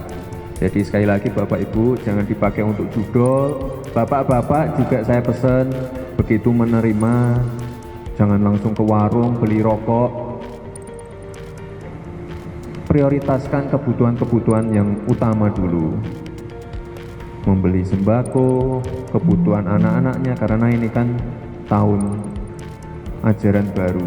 Jadi kebutuhannya mohon diprioritaskan untuk yang penting-penting dulu. Tim redaksi Simpo TV melaporkan. Pemirsa, Menteri Agraria dan Tata Ruang, Kepala Badan Pertanahan Nasional atau ATR BPN, Nusron Wahid menyerahkan 11 sertifikat tanah wakaf kepada pengurus cabang Nahdlatul Ulama, Kalimantan Selatan. Penyerahan ini dilakukan sebagai bagian dari upaya percepatan legalisasi aset keagamaan. Menteri Agraria dan Tata Ruang atau Kepala Badan Pertanahan Nasional ATR BPN, Nusron Wahid, menyerahkan 11 sertifikat tanah wakaf kepada pengurus cabang Nahdlatul Ulama Kalimantan Selatan di kantor wilayah BPN Kota Banjarbaru pada Kamis 31 Juli 2025. Di momen ini Nusron mengajak seluruh unsur organisasi masyarakat keagamaan dan lembaga lain untuk turut aktif dalam program legalisasi aset. Ia juga menegaskan bahwa sertifikasi aset keagamaan bukan hanya soal legalitas, tetapi juga untuk memperkuat peran sosial dan ekonomi dari tanah-tanah wakaf agar dapat dimanfaatkan secara produktif. Selain koordinasi dengan pemerintah, selalu kemudian bertemu dengan saya kemudian mempersoalkan Islam, baik MUI, NU, Muhammadiyah, dengan Masjid sama PBI. Bapak-bapak sekalian, tujuannya apa? Pertama, kami meminta tolong karena bapak-bapak semua ini berhubungan langsung dengan kinerja kami, terutama masalah sertifikasi tempat ibadah, baik tempat ibadah itu yang diwakafkan maupun yang tidak diwakafkan. Karena sertifikat tempat ibadah itu biasanya sebagian besar wakaf, tapi ada juga yang tidak wakaf, yang sifatnya milik perkumpulan ibadah, baik perkumpulan Muhammadiyah, perkumpulan NU maupun perkumpulan lain. Nah, ini saya mohon kepada bapak-bapak sekalian dari Muhammadiyah, dari NU, dari Muhammadiyah, dari DNI, terutama Masjid juga silakan untuk disosialisasikan kepada. Penyerahan sertifikat untuk aset keagamaan ini diharapkan menjadi langkah awal dalam memperkuat sinergi antara pemerintah dan organisasi keagamaan. Tim redaksi Simpo TV melaporkan. Dari Kementerian Perhubungan akan melakukan pemindahan penerbangan Citylink dan Batik Air dari Bandara Halim Perdana Kusuma ke Bandara Internasional Soekarno-Hatta, Tangerang, Banten pada 1 Agustus 2025. Hal ini dilakukan sebagai pengoptimalan kapasitas penerbangan maupun peningkatan penumpang baik di Halim dan juga Soekarno-Hatta.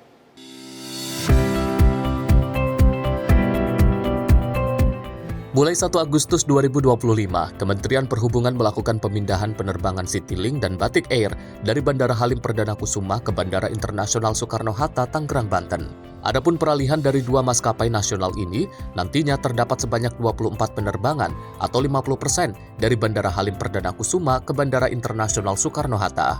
Untuk rute maskapai Citylink yang pindah ke Bandara Internasional Soekarno-Hatta, diantaranya tujuan Palembang, Medan, dan Kulon Progo, akan beroperasi di Terminal 1B.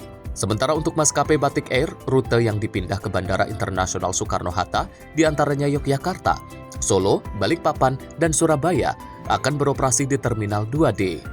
General Manager Bandara Soekarno-Hatta PT Angkasa Pura Indonesia, Dwi Ananda Wicaksana mengatakan, kesiapan terkait pemindahan penerbangan dari Bandara Halim Perdana Kusuma ke Bandara Internasional Soekarno-Hatta Tangerang, Banten.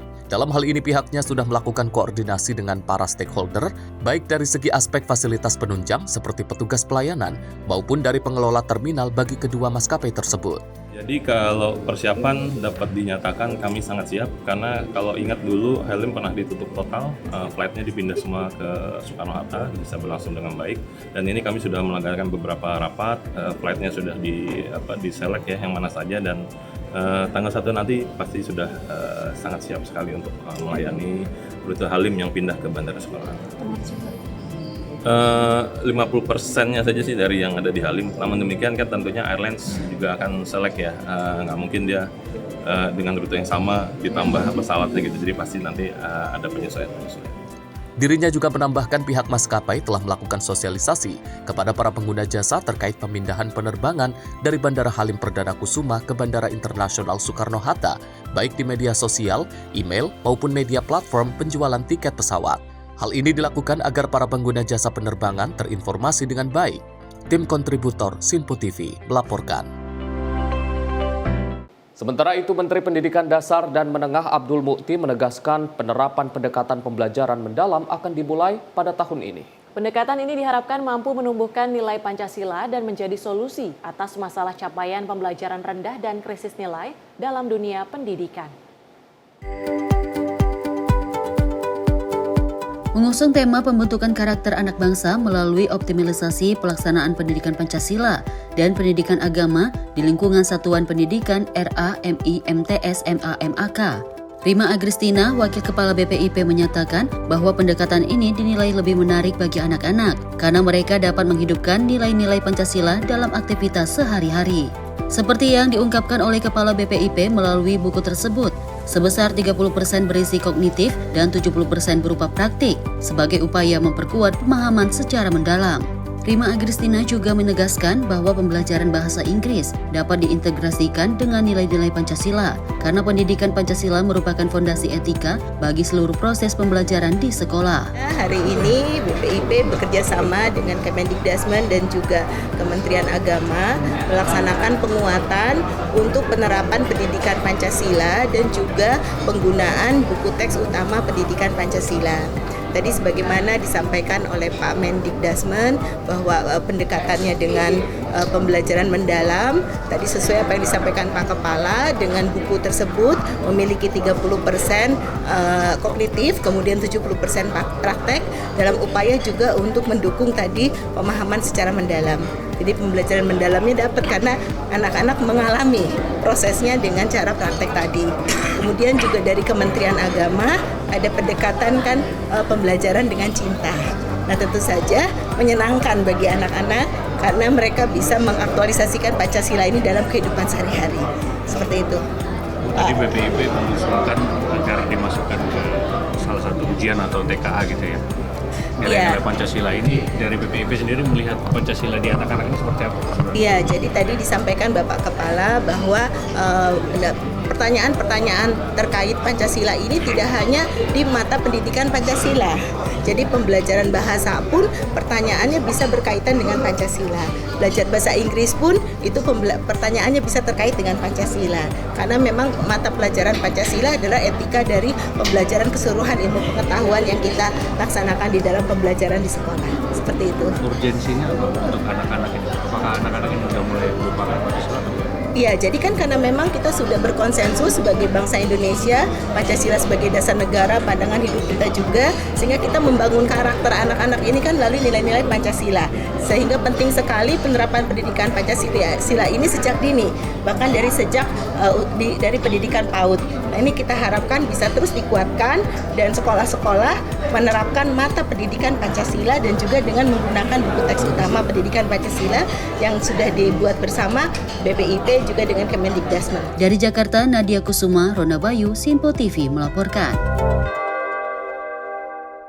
Badan Pembinaan Ideologi Pancasila berkolaborasi dengan Kementerian Pendidikan Dasar dan Menengah serta Kementerian Agama dalam mendorong penguatan implementasi pendidikan Pancasila. Termasuk di dalamnya pemanfaatan buku teks utama pendidikan Pancasila ditekankan dalam gelaran Rakornas.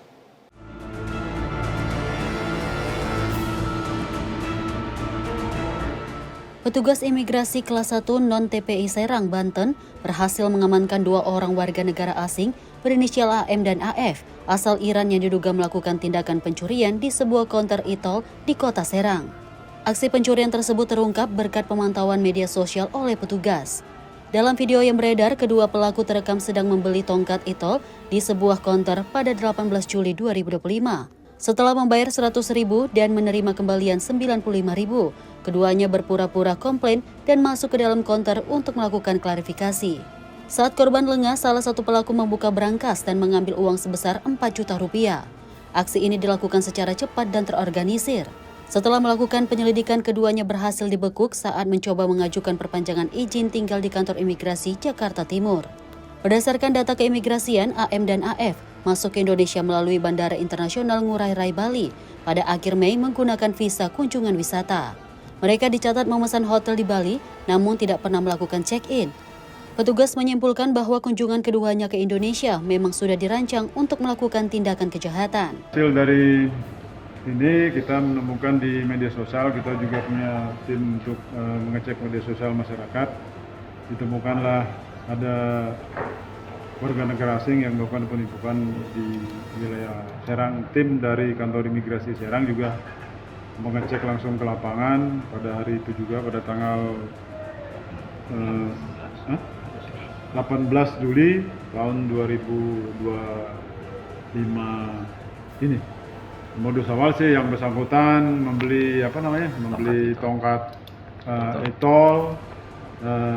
Dia yang satu menerima uang, yang satunya masuk ke dalam konter dan mengambil berapa uang korban berjumlah kurang lebih 4 juta. Penanganan ini kita masih komunikasikan dengan pihak kepolisian karena ini dari korban melaporkan juga ke pihak, selain ke imigrasi, korban juga melaporkan ke pihak kepolisian. Dari Serang, Banten, kontributor Sinpo TV melaporkan.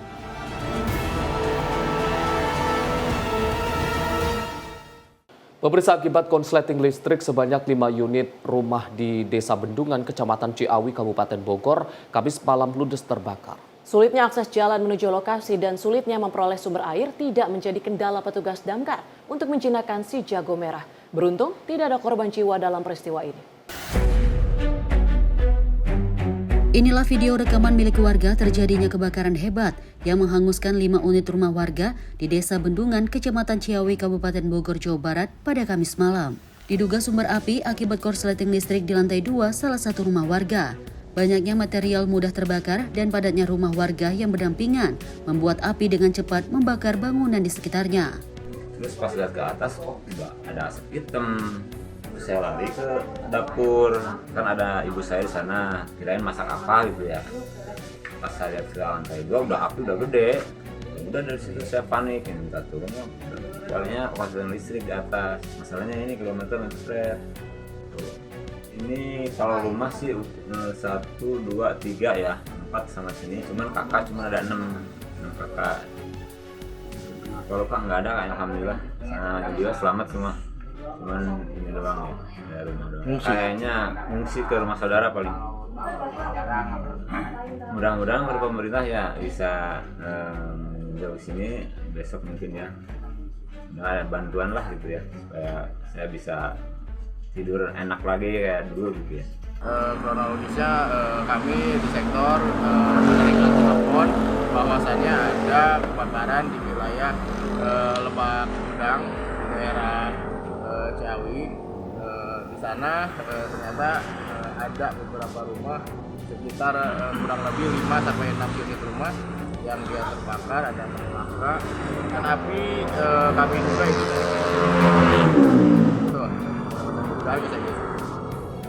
proses pemadaman kurang lebih kita 4 jam karena akses yang susah dan mencari air sumber yang benar-benar jauh. Kendalanya sendiri adalah akses tersendiri masuk ke dalam TKP dan mencari sumber air terdekat. Diturunkan dari sektor Ciawi itu adalah 2 unit dan perbantuan dari Cibinong itu 1 unit. Sedikitnya 3 unit mobil pemadam kebakaran dari sektor Ciawi dan Cibinong dikerahkan untuk menjinakkan api. Sulitnya akses jalan yang sempit menuju lokasi serta sulitnya memperoleh sumber air. Dari Bogor, tim kontributor Sinpo TV melaporkan.